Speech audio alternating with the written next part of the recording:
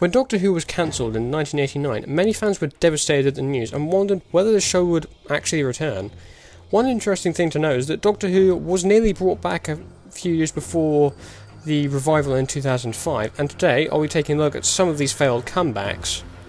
So I've got a few things to cover, and some of these I think are relatively well known in the Doctor Who fandom, but for those of you who aren't too familiar with it, I will be going over it in this video.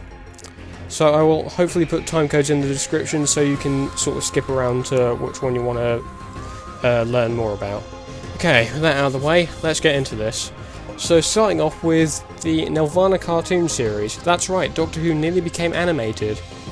So in 1990, 1 year after the show's cancellation, an animation studio Nelvana, based in Canada, were approached by the BBC to produce an animated continuation of Doctor Who, and it's unknown whether this would have followed the continuity from the classic era, but I think we can assume it would have definitely followed some form of continuity.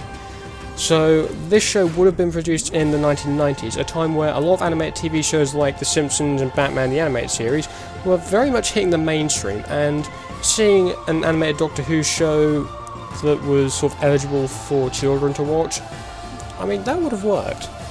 Now, there was a lot of concept art drawn up for this new unspecified incarnation of the Doctor, and apparently this concept art was based on 3 people: Jeff Goldblum, yes, from Jurassic Park and Thor Ragnarok, Christopher Lloyd, yes, Doc Brown, and Peter O'Toole, who I absolutely know nothing about.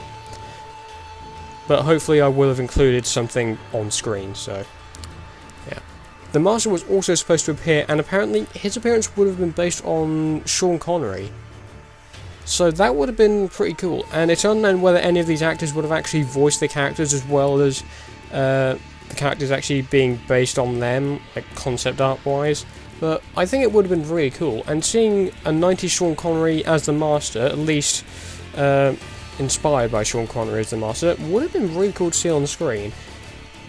I mean, I for one would love to see an animated continuation of the show, much like what Marvel is doing with their What If series. Maybe Doctor Who could do something similar.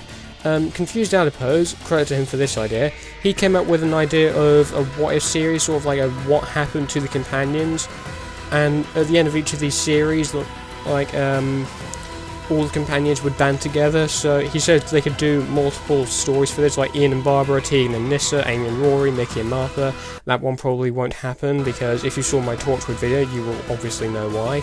Anyway, moving on, we are going on to the 1990s reboot. So for those of you who saw the TV movie back in '96, you will probably know what I'm talking about. Other people in the fandom will probably know as well, but I'm still going to go over it anyway. So the 1996 Doctor Who TV movie originally was intended to act as a backdoor pilot for a US produced continuation of the series. The US continuation would establish a brand new continuity rather than just following on from the classic run of the show. The plot for this new continuity series, I should say, would focus on the Doctor, now half-human, as he tries to find his father. Now, this is interesting because the Doctor being half-human was a big plot point in the TV movie, which is interesting because, I mean, it's a bit weird. I wouldn't see the Doctor as being half-human in the future of the series.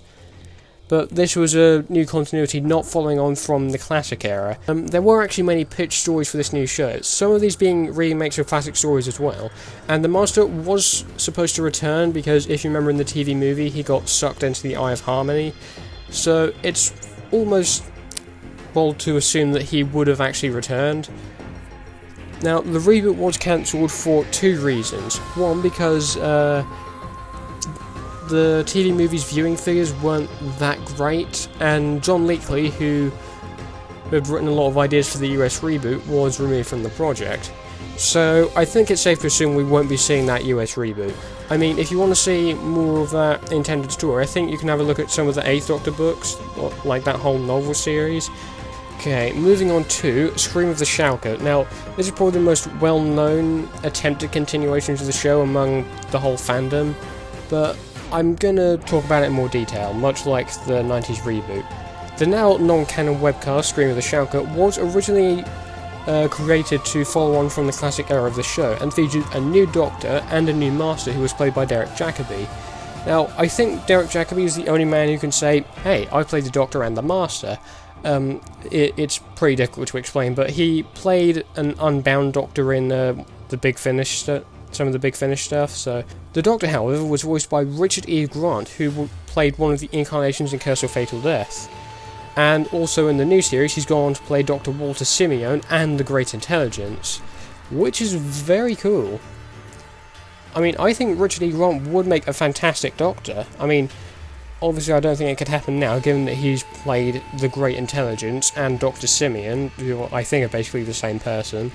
But still, Richard E. Grant would have made a fantastic Doctor if that era had been explored more, Scream of the Shalka.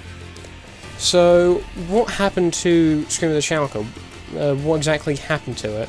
So, the animated continuation was sadly relegated to unbound status, meaning that it's not canon to the main series, because by the time the webcast had actually finished airing, the new series of Doctor Who had already been given the green light to start production, and so the Shalka Doctor and his adventures weren't seen. That's kind of a shame, because I for one am really intrigued to see what happened in that universe. So those were the times before the new series that Doctor Who nearly returned. If you're interested in more cancelled Doctor Who seasoned episodes, then let me know in the comments below, or if you want, go and check out my cancelled Doctor Who episodes video. There will either be a link in the description or a thing in the sidebar.